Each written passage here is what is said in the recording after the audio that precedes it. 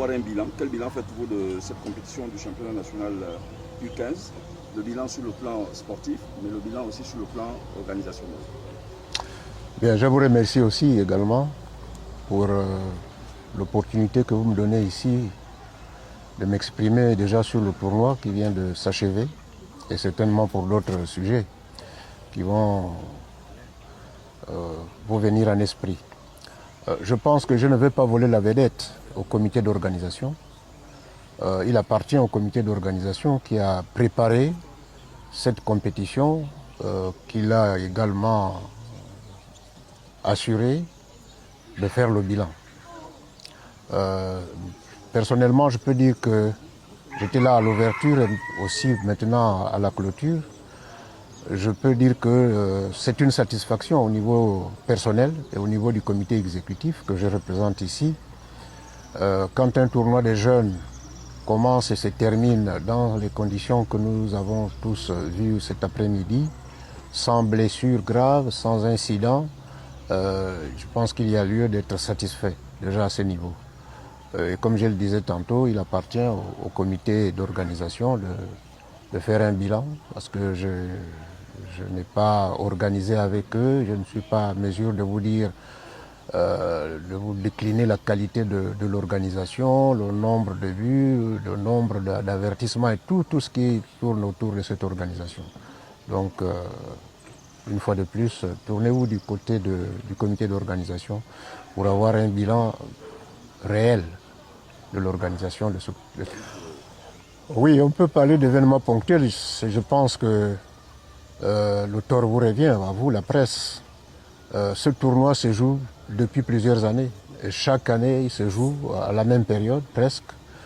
Et quand je suis parfois les interventions de certaines personnes qui parlent de l'absence de compétition des jeunes au niveau du Gabon, j'ai parfois du mal à comprendre que vous, la presse qui suivez ces événements-là, ne puissiez pas dire le contraire.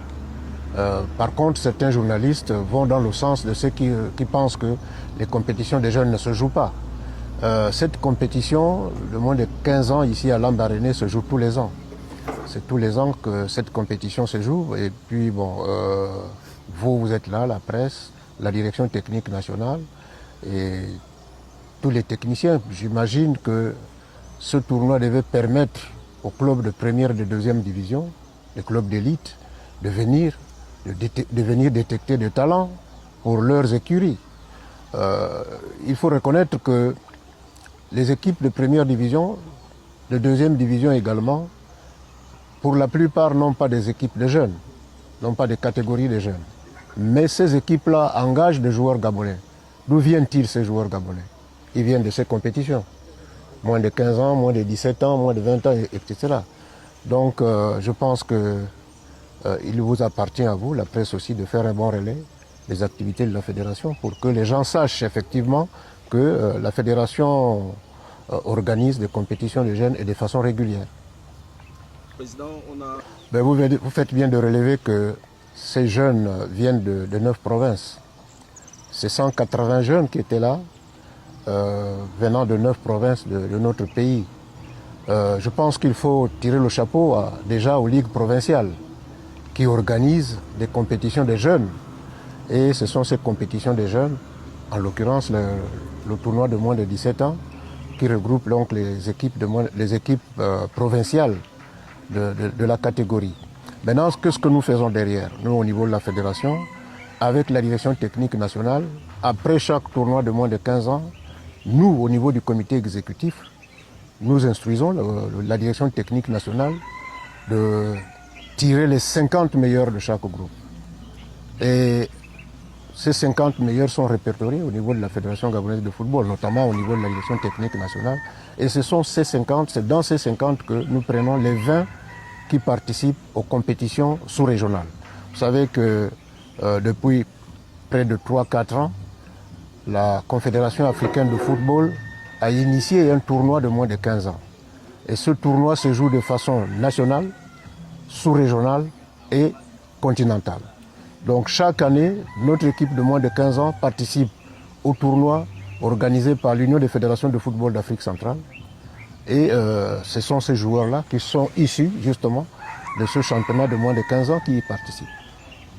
Ben non, je pense que ça aussi, ce n'est pas une découverte. Il y a 2 ans, la fédération a organisé à OIM un séminaire de formation réservé uniquement aux femmes. C'est 30 femmes qui avaient pris part à cette formation, donc elles sont là. Maintenant, c'est l'activité. Moi, j'ai l'habitude de dire, que ce soit aux hommes ou aux dames, que quand nous, au niveau de la fédération, nous mettons en place des formations, ces formations-là ne doivent pas servir de collectionneurs de diplômes. Ces formations ne doivent pas servir aux collectionneurs de diplômes. Donc, quelqu'un qui vient dans un stage de formation et au terme de cette formation n'exerce nulle part et va afficher son diplôme à la maison. Nous voulons que les gens formés soient sur le terrain. C'est la deuxième édition à laquelle nous voyons une dame coacher une équipe de moins de 15 ans. Je pense que l'année dernière, l'Ogooué Maritime a remporté le tournoi et l'entraîneur de cette équipe, l'Ogooué Maritime, c'était une dame. Voilà, donc il y a des femmes qui sont ici formées, mais maintenant il faut les mettre sur le terrain. Et la fédération n'a pas d'équipe, vous le savez. Ceux qui ont l'équipe doivent les utiliser. C'est ça le problème. Monsieur le Président, les talents se sont exprimés dans un terrain complètement vide pendant la compétition. Votre avis? Ben, je crois que je parle là sous le contrôle du président de la Ligue, autant à OIM pour les moins de 17 ans, à Tubanga pour les filles, les stades sont full. Et malheureusement ici, à Lambaréné, à chaque édition, nous faisons le même constat. Les gens ne viennent pas au stade. Je crois que j'ai discuté avec le comité d'organisation pour dire initier des tombolas. Si vous initiez des tombolas, si vous prenez un kit, l'écran plasma avec un abonnement canal et vous mettez ça en jeu avec des tickets distribués même gratuitement, les gens viendront au stade avec l'espoir de remporter, disons, de tirer profit de la tombola. Bon, ça c'est eux. Et pourtant, vous savez bien que, peut-être pas vous, mais nous, de notre génération, nous avons souvenance que le Moyen-Ogooué était une grande province de football. Le Moyen-Ogooué avec Viso, on est un sélectionneur national qui puisse suivre le championnat du Gabon pour enrôler des joueurs locaux. Et en même temps suivre le championnat qui se joue en Europe pour également suivre nos joueurs qui évoluent en Europe. Malheureusement, nous sommes à la fin de la saison, que ce soit ici ou à l'extérieur. En France, en Europe, les championnats sont à l'arrêt. Au Gabon, le championnat est à l'arrêt. Mais je l'ai annoncé, je pense.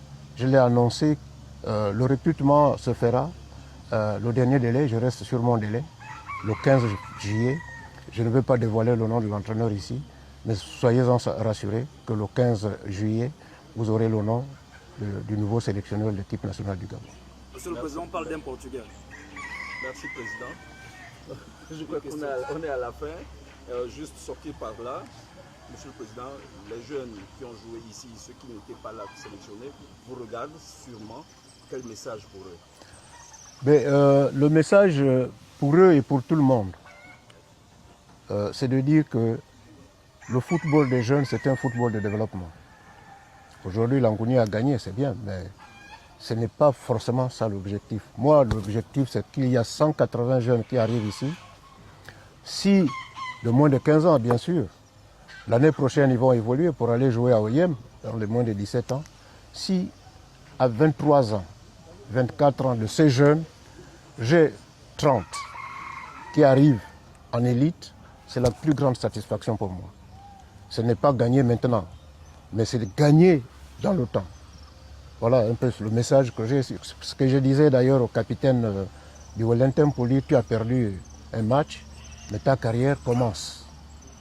Ta carrière commence, il faut avoir une vision, voir plus loin, parce que ta carrière est plus loin, et ce n'est pas maintenant.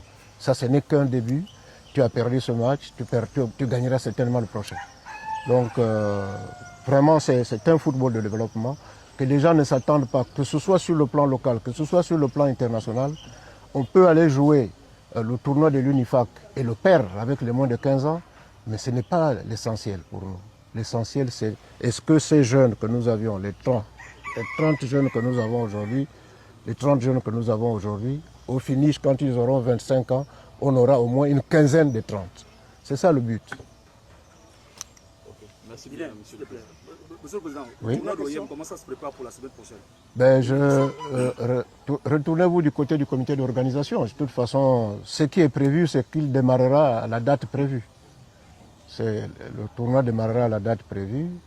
Et ensuite viendra aussi le tournoi féminin à Tchibanga. Vous savez, le tournoi féminin et les tournois des jeunes, nous préférons les mettre dans cette période tout simplement parce que, effectivement, la plupart des acteurs sont scolarisés, que ce soit les filles ou les hommes.